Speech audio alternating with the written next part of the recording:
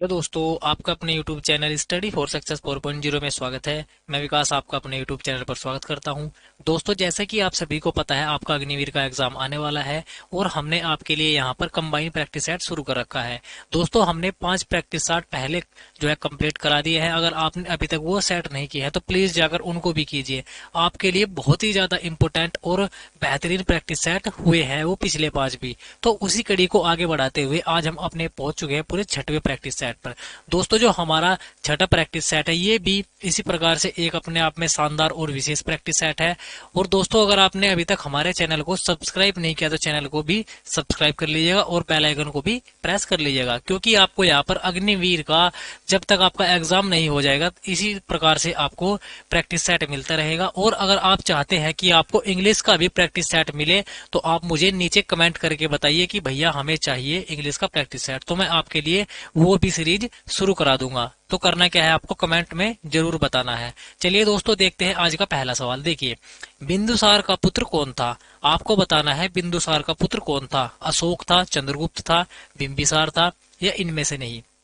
दोस्तों, जो बिंदुसार है इसका पुत्र था अशोक। कौन था? अशोक। अशोक हमारे इतिहास के एक महान शासक हुए हैं, तो इनके बारे में बहुत से क्वेश्चन पूछे जाते हैं। देखिए, सबसे पहले अगर हम बात करें अशोक महान की, अशोक महान सम्राट जो है वो गद्दी पर कब आए थे? वो हमारे जो गद्दी पर आए थे वो आए थे आपका 269 एडी में। 269 एडी में अशोक महान गद्दी पर बैठे थे। और जो ये इनका अशोक नाम है, दोस्तों ये जो इनका अशोक नाम है, ये क्वेश्चन पूछा गया है कि अशोक का अशोक नाम किस अभिलेख में मिलता है। तो इनका जो अशोक नाम है वो मिलता है आपका मास्की अभिलेख में। किसमें? मास्की या गुर्जरा अभिलेख भी इसी को बोलते हैं। मास्की या गुर्जरा अभिलेख, मास्की या गुर्जरा अभिलेख में अशोक का अशोक नाम मिलता है। ये क्वेश्चन बहुत बार एग्जाम में पूछा गया है। और देखिए, जो हमारे ये अशोक महान जी थे, इन्होंने कुछ शिलालेख लिखवाए। क्या लिखवाए? कुछ शिलालेख लिखवाए। और इन शिलालेखों से क्वेश्चन पूछा जाता है कि इनके जो शिलालेख है वो विभिन्न जगह पर पाए गए और उनके ऊपर जो है एक अलग अलग प्रकार की लिपि पाई गई। तो उसी प्रकार से पूछा जाता है कि भारत में जो है अशोक के शिलालेखों पर क्या लिपि मिली थी? वो थी ब्राह्मी लिपि। क्या थी? ब्राह्मी लिपि। ब्राह्मी लिपि में जो है भारत में अशोक ने शिलालेख लिखवाए। और दोस्तों, जो ये ब्राह्मी लिपि है इसको सबसे पहले किसने पढ़ा? ये क्वेश्चन एसएससी ने पूछा है कि ब्राह्मी लिपि को सबसे पहले किसने पढ़ा था? वो पढ़ा था आपका जेम्स प्रिंसेप ने। किसने पढ़ा था? James Prinsep. ये क्वेश्चन एसएससी ने कई बार पूछ लिया है कि जो ब्राह्मी लिपि है अशोक द्वारा लिखी गई थी उसको सबसे पहले किसने पढ़ा? जेम्स प्रिंसेप ने पढ़ा। और कब पढ़ा था? 1837 में पढ़ा था। कब पढ़ा था? 1837 में पढ़ा था। और ये जो आपका ये लिपि है ये खोजी किसने थी? ये आपका खोजी थी टी पैंथलर ने। किसने खोजी थी? टी पैंथलर। टी पैंथलर ने ये खोजी थी। और कब खोजी थी? 1750 में खोजी थी। ये आपको बातें हमेशा याद रखनी है। और दोस्तों देखिए, ये तो हो गए हमारे शिलालेख भारत में। भारत में किस लिपि में मिले? ब्राह्मी लिपि में मिले। इसी प्रकार से एशिया माइनर क्षेत्र में, एशिया माइनर क्षेत्र में क्या लिपि मिली? एशिया माइनर, एशिया माइनर क्षेत्र में जो है अरमाइक लिपि, अरमाइक इसको बोलते हैं अरमाइक लिपि। अरमाइक लिपि अशोक के शिलालेखों पर मिली। कहां पर? एशिया माइनर क्षेत्र में। और इसी प्रकार से पाकिस्तान में मिली आपकी खरोष्टी लिपि। क्या मिली? खरोष्टी लिपि। खरोष्टी लिपि कहाँ मिली? पाकिस्तान में मिली। दोस्तों, ये जो एशिया माइनर क्षेत्र है यहाँ यहाँ अरमाइक लिपि नहीं मिली, यहाँ पर मिली थी आपकी ग्रीक लिपि। ये थोड़ा सा मुझसे गलत हो गया तो उसके लिए सॉरी। यहाँ पर मिली थी ग्रीक लिपि। और दोस्तों, जो ये आपकी अरमाइक लिपि है ये मिली थी अफगानिस्तान में। कहाँ मिली थी? अफगानिस्तान में अरमाइक लिपि। अरमाइक लिपि। देखिए, क्वेश्चन इस प्रकार से पूछा जाता है कि अशोक द्वारा खोजे गए शिलालेख पर खरोष्टी लिपि कहाँ पर मिली थी? तो कहाँ पर मिली थी? पाकिस्तान में। और अरमाइक लिपि अफगानिस्तान में, एशिया माइनर क्षेत्र में ग्रीक लिपि, और भारत में ब्राह्मी लिपि, जिसे सबसे पहले जेम्स प्रिंसेप ने पढ़ा था। और खोजा किसने था? टी पैंथलर ने खोजा था 1750 में। ये आपको याद रखनी है। दोस्तों ये अशोक जी है ये मगध के शासक बने। क्या बने? मगध के शासक बने। तो किस अभिलेख में इन्होंने अपने आप को मगध का शासक बताया है? किस अभिलेख में इन्होंने अपने आप को मगध का शासक बताया है, ये क्वेश्चन पूछा जाता है। तो आपको याद रखना है भौरू अभिलेख। भौरू अभिलेख में अशोक ने अपने आप को मगध का शासक बताया है। और दोस्तों इनके टाइम पर एक बौद्ध संगति हुई थी, बौद्ध संगति हुई थी इनके टाइम पर। कहां पर हुई थी वो हुई थी पाटलिपुत्र में। कहां पर हुई थी? पाटलिपुत्र में। मैंने आपको चारों बौद्ध संगति पिछले प्रैक्टिस सेटों में करा दी है, तो आपको हमेशा याद रखनी है वो। अगर आपने नहीं कीजिए तो प्लीज उनको जाकर कीजिए, इसीलिए मैं बार बार बोल रहा हूँ क्योंकि वो बहुत इंपॉर्टेंट है। देखिए दोस्तों ये जो हमारे सभी क्वेश्चन थे ये आपके महान अशोक सम्राट जी से संबंधित थे, इससे बाहर क्वेश्चन यहाँ से नहीं पूछा जाएगा। चलिए बढ़ते हैं अगले सवाल की ओर। देखिए अगला सवाल किस प्रकार से पूछा गया है। क्वेश्चन नंबर 2, भारत पर आक्रमण करने के लिए सिकंदर ने सबसे पहले किस नदी को पार किया था? दोस्तों जो सिकंदर भारत आया था भारत पर आक्रमण करने के लिए, वो पूछा गया है कि सबसे पहले किस नदी को उसने पार किया था। तो किस नदी को पार किया था उसने किया था आपका सबसे पहले सिंधु नदी को पार, सिंधु नदी को। ऑप्शन नंबर ए बिल्कुल एकदम राइट आंसर हो जाता है। अब बात करते हैं सिकंदर से। सिकंदर से भी मोस्ट इंपोर्टेंट क्वेश्चन पूछे जाते हैं हमारे एग्जामों में। अगर बात करते हैं सिकंदर के जन्म की, सिकंदर का जन्म कब हुआ था? इसका जन्म हुआ था 356 ईसा पूर्व, 356 एडी में जो है सिकंदर का जन्म हुआ था। और कहां पर हुआ था? मकदूनिया में, क्योंकि जो सिकंदर था ये मकदूनिया का राजा था। कहां का राजा था? मकदूनिया का राजा था। जिनके पिता का नाम क्या था? इसके पिता का नाम था फिलिप। क्या था? फिलिप। फिलिप कौन था? फिलिप था इसका सिकंदर का पिता। कौन था? फिलिप था। और दोस्तों जो ये सिकंदर था इसने जब भारत पर आक्रमण किया तो क्वेश्चन पूछा जाता है कि इसका भारत पर पहला आक्रमण कब हुआ? सिकंदर ने भारत पर आक्रमण कब किया? अपना पहला आक्रमण जो है भारत पर कब किया, ये क्वेश्चन पूछा जाता है। तो आपको याद रखना है ये किया था 326 एडी में। कब किया था? 326 एडी में किया था। और दोस्तों जो ये युद्ध है ये युद्ध किसके मध्य हुआ था? ये हुआ था आपका सिकंदर और भारत के राजा पोरस थे। कौन थे? राजा पोरस। राजा पोरस या पुरु भी इनको कहा जाता है कभी कभी इतिहास में। और जो ये युद्ध है ये कहां पर लड़ा गया? ये लड़ा गया था आपका झेलम नदी के तट पर। कहां पर लड़ा गया था? झेलम नदी के तट पर। और इसी को कहा जाता है हाइडेस पेच का युद्ध। क्वेश्चन पूछा जाता है कि हाइडेस पेच का युद्ध किस नदी पर लड़ा गया? वो लड़ा गया झेलम नदी पर। Very very most important question. और किसके साथ लड़ा गया? सिकंदर और राजा पुरु के बीच लड़ा गया। दोस्तों जो ये आपका सिकंदर था इसका एक सेनापति था सेल्यूकस निकेटर, वो भी इसी के साथ इसमें युद्ध में शामिल था। तो इस युद्ध को कौन जीत गया था? सिकंदर इस युद्ध को जीत गया था दोस्तों। और दोस्तों एक क्वेश्चन यहाँ से पूछा जाता है कि सिकंदर की सेना ने किस नदी को पार करने से मना कर दिया था? एक क्वेश्चन ये पूछा जाता है कि सिकंदर की सेना ने किस नदी को पार करने के लिए मना कर दिया था? तो वो मना कर दिया था आपका व्यास नदी को। किसको? व्यास नदी को। सिकंदर की सेना कह रही थी कि हम व्यास नदी को आगे पार नहीं करेंगे। तो ये क्वेश्चन पूछा जाता है कि सिकंदर की सेना ने किस नदी को पार करने से मना कर दिया था? व्यास नदी को। और दोस्तों जो ये आपका मैंने बताया सेल्यूकस निकेटर कौन था? इसका ये आपका थल सेनापति था। और इसी प्रकार से पूछा जाता है इसका जल सेनापति कौन था? इसका आपको याद रखना है, इसका जो जल सेनापति था वो था निर्याकस। कौन था? निर्याकस जो है सिकंदर का जल सेनापति था। और सिकंदर के घोड़े का नाम भी इम्पोर्टेंट है। कई बार एसएससी ने पूछा है कि सिकंदर के घोड़े का नाम क्या था? बहुकेफला। क्या था? बहुकेफला। ये दोस्तों बहुकेफला जो है ये इसके सिकंदर के घोड़े का नाम है। और इसकी याद में इसने बहुकेफला नगर भी बसाया था। ये आपको बातें हमेशा याद रखनी है। और दोस्तों क्वेश्चन पूछा जाता है कि सिकंदर की अंतिम विजय कहां पर हुई थी? दोस्तों क्वेश्चन है कि सिकंदर की अंतिम विजय कब हुई थी और कहां पर हुई थी? अंतिम विजय थी इसकी पाटन पर। कहां पर थी? पाटन पर। पाटन पर जो है इसने अंतिम अपना युद्ध किया था और उसको जीता था दोस्तों। और अगर बात करते हैं इसकी मृत्यु की, इसकी मृत्यु कब हुई थी? अब सिकंदर की मृत्यु की बात करते हैं। ये हुई थी 323 ईस्वी में। 323 ईसा पूर्व जो है सिकंदर की मृत्यु हो गई थी। ये क्वेश्चन आपको याद रखने हैं। और ये क्वेश्चन यहाँ से बहुत ज्यादा इंपॉर्टेंट है जो कि सिकंदर से पूछे जाते हैं। देखिए अगर बात करते हैं सिकंदर के जन्म की, कहां पर हुआ था? सिकंदर का जन्म मकदूनिया में हुआ था, 356 ईस्वी में हुआ था। इनके पिता का नाम फिलिप था। और जो ये सिकंदर है इसने भारत पर पहला आक्रमण कब किया था? 326 एडी में किया था। या आपका राजा पुरु के खिलाफ, जो कि पंजाब का एक शासक था। और ये जो आपका युद्ध है ये लड़ा गया था झेलम नदी के तट पर। इसी को कहा जाता है हाइडेस पीच का युद्ध। और दोस्तों सिकंदर की सेना ने किस नदी को पार करने से मना कर दिया था? व्यास नदी को। और इसका जो जल सेनापति था वो था निर्याकस, और थल सेनापति मैंने आपको बता दिया है वो था आपका सेल्यूकस निकेटर। चलिए बढ़ते हैं अगले सवाल की ओर। देखिए अगला सवाल, स्वामी दयानंद सरस्वती का मूल नाम क्या था? दोस्तों जो ये स्वामी दयानंद सरस्वती है ये कौन थे? ये थे आर्य समाज के संस्थापक। कौन थे? आर्य समाज की स्थापना किसने की थी? वो की थी दयानंद सरस्वती ने। और कब की थी? 1875 में की थी। कहां पर की थी? मुंबई में की थी। आपको याद रखना है, ये क्वेश्चन यहाँ से पूछा जाता है। और इन्होंने एक नारा भी दिया था, इंपोर्टेंट नारा है जो बहुत ज्यादा प्रचलित है। नारा क्या दिया था इन्होंने? वेदों की ओर लौटो।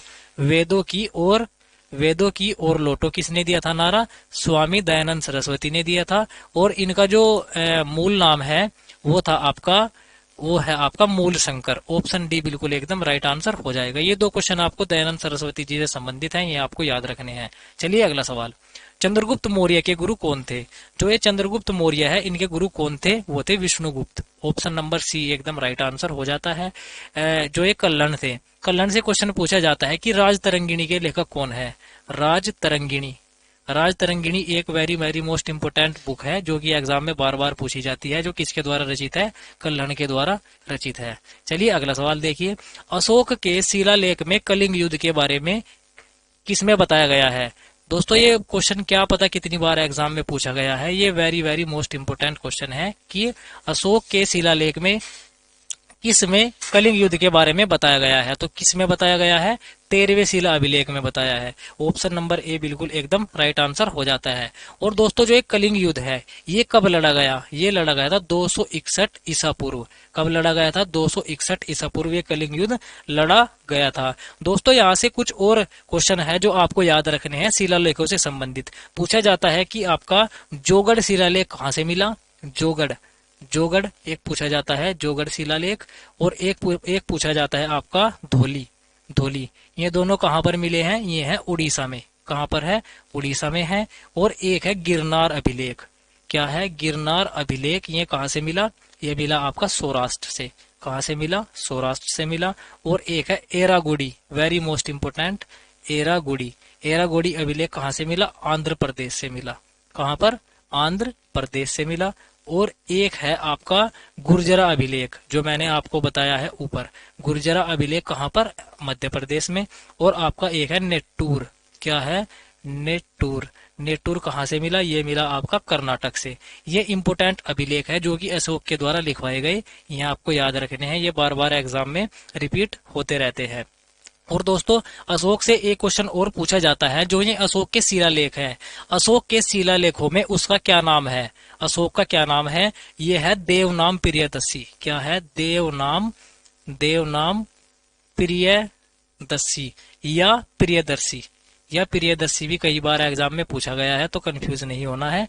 तो शिलालेखों में अशोक का नाम क्या है? देवनाम प्रियदर्शी या प्रियदर्शी है। ये क्वेश्चन आपको याद रखने हैं। चलिए अगला सवाल, वायुमंडल में ओजोन परत कहाँ पाई जाती है? जो हमारा ये वायुमंडल है ये गैसों का एक मिश्रण है।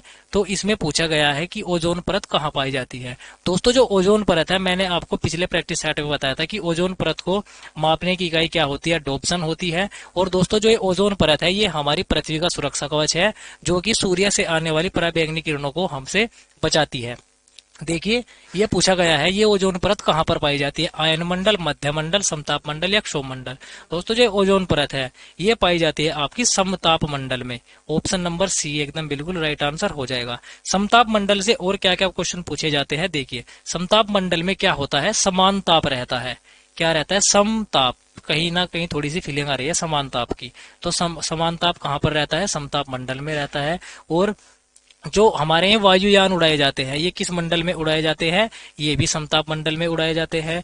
और जो हमारी ये ओजोन परत है, ये ओजोन परत भी जो है हमारी इसी में समताप मंडल में स्थित है, जो कि मैंने आपको बता दिया है। अब बात करते हैं आयन मंडल की। आयन मंडल में जो है क्या क्या पूछा जाता है? देखिए एक तो जो हमारे संचार उपग्रह है, जो हमारे संचार उपग्रह है, जो हमारी सैटेलाइट है, वो कहाँ पर छोड़ी जाती है? वो छोड़ी जाती है आयन मंडल में। कहाँ पर छोड़ी जाती है? आयन मंडल में छोड़ी जाती है। और जो हमारी टीवी और रेडियो की तरंगे हैं, टीवी और रेडियो की तरंगे भी हमारी किस में छोड़ी जाती है, ये आयन मंडल में छोड़ी जाती है। ये क्वेश्चन यहाँ से पूछा जाता है। और अब बात करते हैं क्षोभ मंडल से। क्षोभ मंडल में क्या क्या होता है? क्षोभ मंडल में होती है हमारी वायुमंडलीय घटनाएं। वायुमंडलीय घटनाएं क्या क्या होती हैं, देखिए बताता हूं मैं भी। वायुमंडलीय घटनाएं, वायुमंडलीय घटनाएं होती है जैसे बादलों का बनना, आंधी आना, तूफान आना, ये सब हमारी जो घटनाएं होती है ये किस मंडल में होती है? ये एक क्षोभ मंडल में होती है। और इसी को हम क्या कहते हैं? संवहन मंडल भी इसी को कहा जाता है। क्या कहा जाता है? संवहन मंडल के नाम से किस मंडल को जाना जाता है? ये जाना जाता है क्षोभ मंडल को। आपको बातें हमेशा याद रखनी है, ये very very most important question है। चलिए अगला सवाल देखिए। निम्न में से कौन से स्थानीय पवन को डॉक्टर वायु भी कहते हैं? डॉक्टर वायु किस हवा को कहते हैं? फोन को कहते हैं, चिनुक को कहते हैं, हरमट्टन को कहते हैं, या इनमें से कोई नहीं? दोस्तों जो हमारी ये डॉक्टर वायु है ये कहा जाता है हरमट्टन को। हरमट्टन को ऑप्शन नंबर सी एकदम बिल्कुल राइट आंसर हो जाएगा। चलिए दोस्तों देखिए अगला सवाल। विश्व की सबसे खारे पानी की सबसे बड़ी झील कौन सी है? आपको बतानी है। जो हमारे सबसे वर्ल्ड में खारे पानी की झील है वो कौन सी है? मैं आपको बता देता हूँ। भारत में सबसे बड़ी खारे पानी की झील है चिल्का झील। कौन सी है? चिल्का झील। चिल्का झील कहाँ पर है? वो है उड़ीसा में। कहाँ पर है? उड़ीसा में है। इसकी ट्रिक से आप याद रख सकते हैं कि चील उड़ी इसकी एक ट्रिक है, आप हमेशा इसको याद रख सकते हैं। देखिए क्वेश्चन क्या पूछा गया है।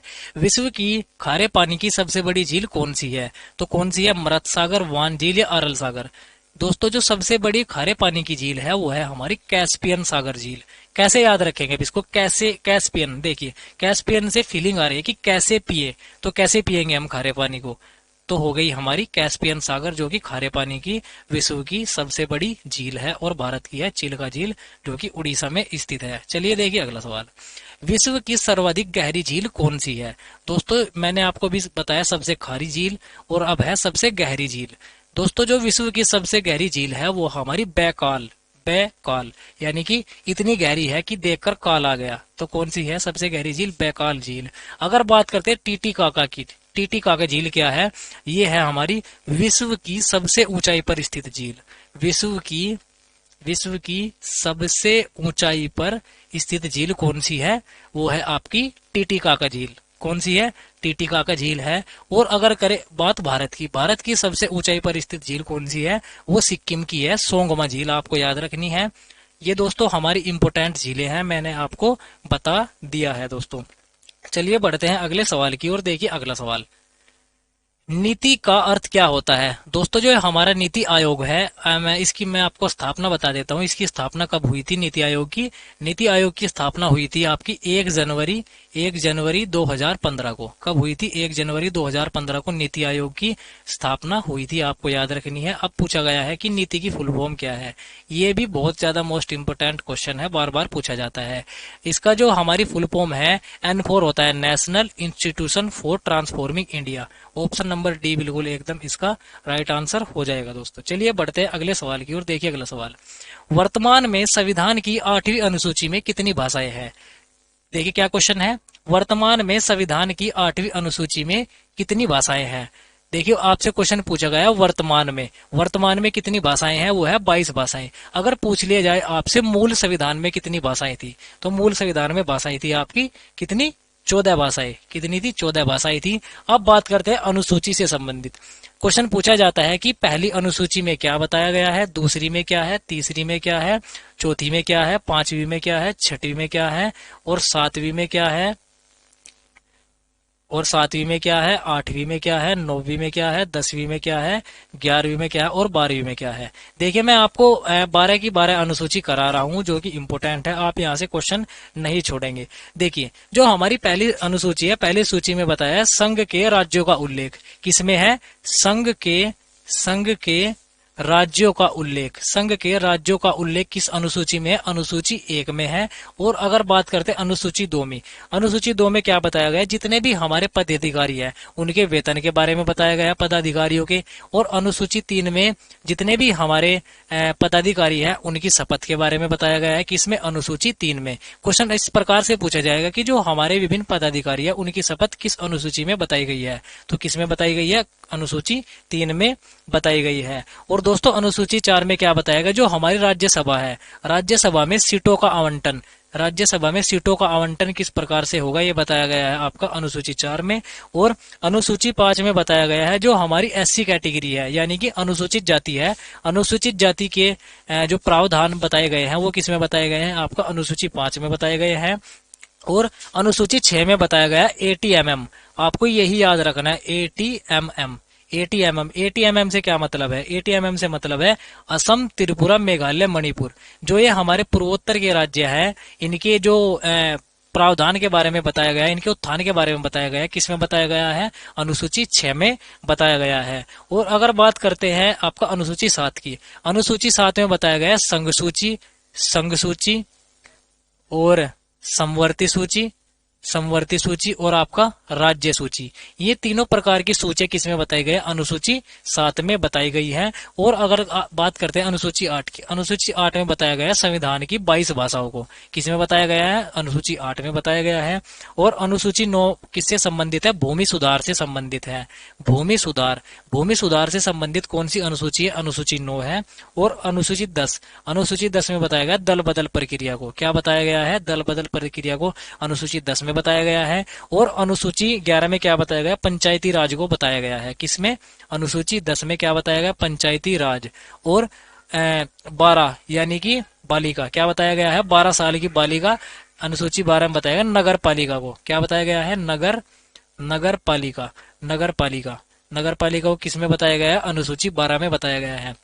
दोस्तों ये हमारी संविधान की कुल 12 अनुसूची थी। तो अगर आपसे यहाँ से क्वेश्चन पूछा जाएगा तो आप छोड़कर नहीं आएंगे, आपको इन जो 12 की 12 अनुसूची है इनको हमेशा रट लेना है। चलिए बढ़ते हैं अगले सवाल की ओर। देखिए अगला सवाल, भारतीय संविधान के किस अनुच्छेद के तहत हिंदी को संघ की आधिकारिक भाषा घोषित किया गया।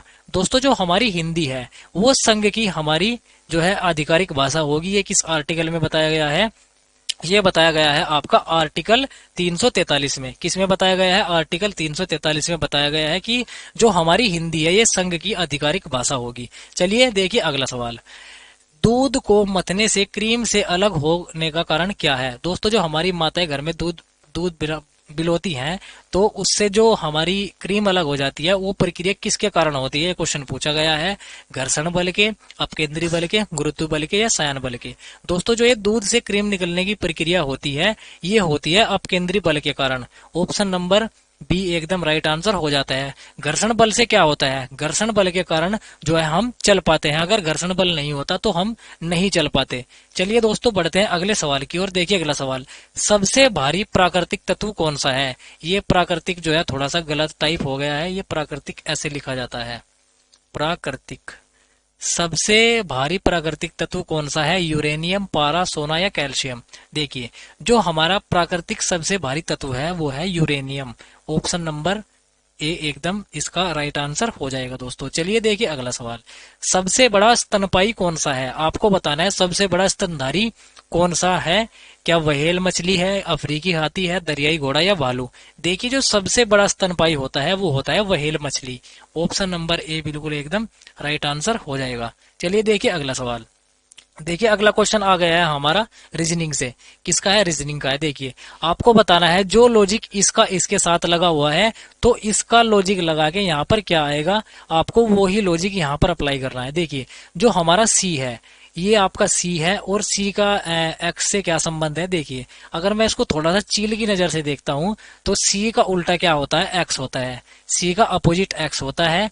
और जी का अपोजिट क्या होता है, जी का अपोजिट टी होता है। और आपका ई का अपोजिट क्या होता है, ई का अपोजिट वी होता है। और आपका आई का अपोजिट आर होता है। तो हमें लॉजिक पता लग गया कि हमारा जो पहला अक्षर है वो दूसरे अक्षर का अपोजिट है, तो हमें भी इसमें अपोजिट ही अप्लाई कर देना है। देखिए अगर मैं बात करता हूँ एफ का अपोजिट, एफ का अपोजिट क्या होता है, वो होता है आपका यू, क्या होता है, यू होता है। और जे का अपोजिट होता है क्यू, क्या होता है, क्यू होता है।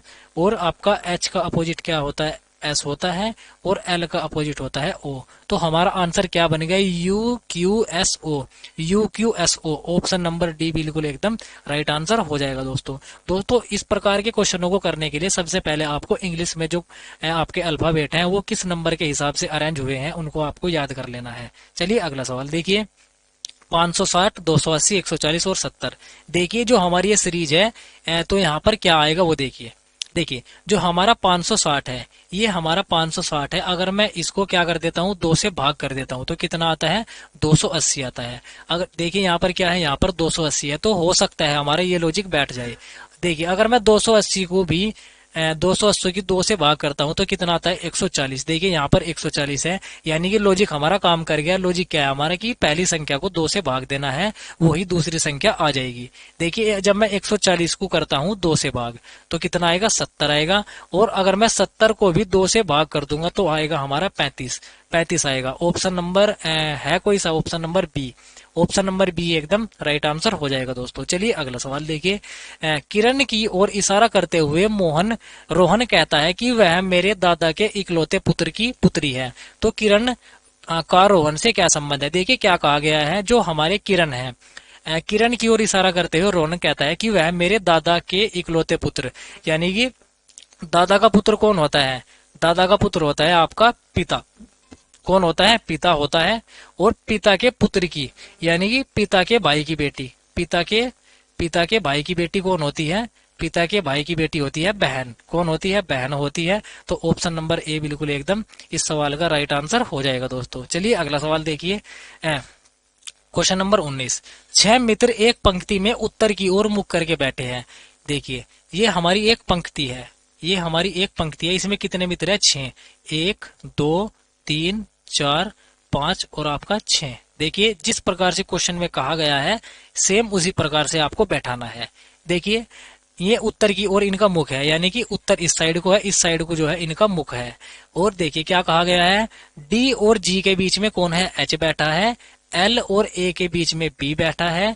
और ए और डी अंतिम छोर पर नहीं बैठे हैं। सॉरी दोस्तों, ए और डी अंतिम छोर पर बैठे हैं। सबसे पहले आपको उनको बैठाना है जिनकी स्थिति फिक्स है। तो स्थिति फिक्स किसकी है, ए और डी की है। ए और डी कौन है, अंतिम छोर पर बैठे हैं। तो ए यहाँ पर हो गया और डी यहाँ पर हो गया। देखिए अब इनको बैठाना शुरू करेंगे। देखिए जी और बी के बीच में कौन बैठा है ये हमको बताना है। देखिए अब यहाँ पर किस प्रकार से करेंगे, देखिए आपका देखिए डी और जी के बीच में कौन बैठा है, एच बैठा है। तो देखिए ये एच है, जो ये हो गया डी और जी के बीच में, डी और जी के बीच में कौन हो गया, एच हो गया। और अगला को आगे क्या कहा गया, देखिए एल और ए के बीच में बी बैठा है। एल और ए के बीच में, यानी कि यहाँ पर एल हो जाएगा और यहाँ पर ए हो जाएगा। इसके बीच में कौन बैठा है, बी बैठा है। देखिए हो गई हमारी फिल पूरा। अब देखिए हमसे क्वेश्चन चाहे कुछ भी पूछ ले, क्वेश्चन क्या पूछा गया है, देखिए जी और बी के बीच में कौन बैठा है, जी और बी के बीच में बैठा है एल। ऑप्शन नंबर बी एकदम राइट आंसर हो जाएगा। उम्मीद करता हूँ आप सभी को समझ में आ रहा होगा। अगर आपको कोई भी क्वेश्चन समझ में नहीं आता है तो आप नीचे कमेंट करके जरूर बताइएगा। चलिए देखिए अगला सवाल। देखिए अगला सवाल किस प्रकार से पूछा गया है, 24:4 समानुपात 45। तो आपको बताना है कि आपका जो 24 और 4 के साथ क्या लॉजिक लगा हुआ है, तो वही लॉजिक आपको 45 के साथ लगा के यहाँ पर अपना आंसर देख लेना है। देखिए जो हमारे 24 है, अगर मैं इस 24 को भाग करता हूँ 4 से तो 4 छिक 24 कितना आता है, 6 आता है। और मैं देख लेता हूँ 45, जो हमारे 45 है ये किसी ऑप्शन से कट रहा है, 6 से कटता है, नहीं 6 से नहीं कटता, 7 से भी नहीं कटता, 8 से भी नहीं कटता, तो ये कटता है 5 से, 5 नम 45। तो जो हमारा ये ऑप्शन नंबर ए है इसका राइट आंसर हो जाएगा। चलिए अगला सवाल देखिए। सबसे छोटी अभाज्य संख्या होती है, क्वेश्चन ये बहुत ज्यादा पूछा जाता है और काफी बच्चे इसमें कंफ्यूज होते हैं। सबसे छोटी अभाज्य संख्या होती है 2। क्या होती है, 2। कुछ बच्चे 1 लगाते हैं जो कि गलत है। आपको याद रखनी है जो सबसे छोटी अभाज्य संख्या है वो होती है 2। कौन सी होती है, 2 होती है। चलिए देखिए अगला सवाल। यदि एक वस्तु का क्रय मूल्य 220 रुपए है, क्रय मूल्य क्या होता है, क्रय मूल्य होता है जिस मूल्य पर मैं किसी वस्तु को खरीदता हूँ वो होता है क्रय मूल्य, तथा लाभ प्रतिशत 20 है तो वस्तु का विक्रय मूल्य बताना है। आपको बताना है उसका सेलिंग प्राइस। देखिए कैसे करेंगे, जो हमारा लाभ कितना है 20%। सबसे पहले तो इसको लिख लेंगे फ्रैक्शन में, 20/100, 20 और 20 यानी कि 1/5, 1/5। 5 क्या है हमारा यहाँ पर देखिए 5 है हमारा यहाँ पर सीपी यानी कि कॉस्ट प्राइस, और 1 हुआ है हमें प्रॉफिट। ठीक है, प्रॉफिट हमें क्वेश्चन में क्या दिया गया है, क्वेश्चन में दिया गया है जो हमारा सीपी है वो कितना है, 220 रुपए है। तो सीपी को सीपी के बराबर रख दो। 5 पार्ट की वैल्यू कितनी है, 220, और 1 पार्ट की वैल्यू हो जाएगी हमारी 5 चौके 20 और 5 चौके 20 यानी कि 44। और निकालना क्या है हमें, निकालना है हमें विक्रय मूल्य। विक्रय मूल्य कितना हो जाएगा हमारा, 5 की वस्तु मैंने 1 के लाभ पर बेची तो कितनी हो जाएगी, ये हो जाएगी 6 की। तो हमें निकालनी है 6 पार्ट की वैल्यू। तो 6 पार्ट वैल्यू की कितनी हो जाएगी, 44 गुना 6। कितनी हो जाएगी, 44 गुना 6। 6 चौके 24 और 6 चौक 24 और 2 26 यानी कि 264 रुपए। 264 रुपए हमारा बिल्कुल एकदम राइट आंसर हो जाएगा, ऑप्शन नंबर डी। चलिए अगला सवाल देखिए, क्वेश्चन नंबर 23। यदि कोई दुकानदार 500 रुपए के अंकित मूल्य पर एक पेन पर 30% की छूट देता है और फिर उस पर 10% की छूट एक और देता है, तो आपको बताना है पेन का विक्रय मूल्य क्या होगा। देखिए जहां पर आपको 2 बट्टे दिए जाए, जहां पर आपको 2 बट्टे दिए जाए वहां पर आपको एक सूत्र याद रखना है, ये है आपका x plus y minus x y upon 100। यहाँ पर आपको ये क्वेश्चन जो ये सूत्र जो है अप्लाई कर लेना है। देखिए कैसे करेंगे, जो हमारा x है हमारा पहला बट्टा और y है दूसरा बट्टा। देखिए कैसे करेंगे, 30 प्लस 10 माइनस 30 गुना 10 बटे 100। देखिए x की जगह पहला बट्टा रख दिया, y की जगह दूसरा बट्टा रख दिया। देखिए एक जीरो से एक जीरो कटेगी, इस जीरो से ये जीरो कटेगी। 30 और 10 कितना होता है 40, और 40 में से 3 गए तो कितना होता है, कितना 37। कितना होता है 37। 37%, किसका 37%, आपका 500 का। कितना 500 का, 500 का 37 बटे 100। 2 जीरो से 2 जीरो कटेगी और हाँ बचा कितना हमारा 37 गुना 5। कैसे करेंगे, देखिए 5 से 35 और 5 से 15 और 3 18। कितना 5 से 15 और 3 18, कितना होगा 185। 185। अब निकालना क्या है हमें, निकालना है हमें विक्रय मूल्य। ये निकला है हमारा सीपी। ठीक, विक्रय मूल्य कैसे निकालेंगे, जब मैं 500 में से इस 185 को घटा दूंगा तो हमारा विक्रय मूल्य आ जाएगा। देखिए 10 में से 5 गया 5 और 9 में से 8 गया आपका 1 और आपका 4 में से 1 गया 3 यानी कि 315। 315 315 ऑप्शन नंबर सी हमारा बिल्कुल एकदम राइट आंसर हो जाएगा दोस्तों। चलिए देखिए अगला सवाल। ए अकेला किसी काम को 6 दिन में कर सकता है तथा बी उसी काम को 8 दिन में कर सकता है। देखिए कैसे करेंगे, ए किसी काम को कितने दिन में करता है, 6 दिन में करता है, और बी अकेला उसी काम को कितने दिन में करता है, 8 दिन में करता है। तो दोनों मिलकर किसी काम को कितने दिन में करेंगे ये आपको बताना है। देखिए कैसे करेंगे, सबसे पहले तो आपको जो है इनकी एलसीएम ले लेना है। किनका, ए के काम का और बी के काम का। 6 और 8 का एलसीएम कितना होता है, 6 और 8 का एलसीएम होता है 24। एलसीएम क्यों लिया, एलसीएम हमने इसलिए लिया कि हमें कोई टोटल काम मानना है। ये हमारा जो 24 है ये हो जाएगा टोटल काम। देखिए 6 चौके 24 और 8 दिए 24 यानी कि जो हमारा ये 4 आया और ये 3 आया, ये 4 क्या है, ये 4 है ए की दक्षता। ए की इफिशियंसी कितनी है, 4 है, और बी की इफिशियंसी कितनी है, 3। देखिए अब क्वेश्चन में पूछा गया है कि दोनों मिलकर इस काम को कितने दिन में करेंगे। टोटल काम कितना है हमारा 24, कितना है 24 है, और दोनों की दक्षता कितनी है 4 प्लस 3। 4 प्लस 3 कितना हो गया 24 बटे 7 दिन। 24 बटे 7 दिन यानी कि ऑप्शन नंबर बी हमारा बिल्कुल एकदम राइट आंसर हो जाएगा दोस्तों। चलिए अगला सवाल देखिए। यदि ए बी से 20% कम है तो आपको बताना है 2b माइनस ए बटे ए आएगा, यहाँ पर का मान आपको बताना है। देखिए कैसे करेंगे, सबसे पहले तो आपको जो हमारी फ्रैक्शन है, ये जो हमारा परसेंटेज है इसको फ्रैक्शन में लिख लेना है। 20 बटा 100, 20 बटे 100 होता है 20 कम 20 और 20 पंजे 100 यानी कि 1 बटा 5। 1 बटा 5 मैं आपको पहले प्रैक्टिस सेट से ही बता रहा हूं कि जिसके साथ से लगता है वो क्या होता है, वो नीचे वाली वैल्यू होती है। यहाँ पर लिखेंगे ए और यहाँ पर बी, यानी कि ए बी से कितना कम है, बी से, तो बी हो गया नीचे, बी कितना है 5, कितना है कम है, कितना कम है 1 कम है, तो 5 में से 1 कम करूंगा तो कितना आ जाएगा 4 आ जाएगा।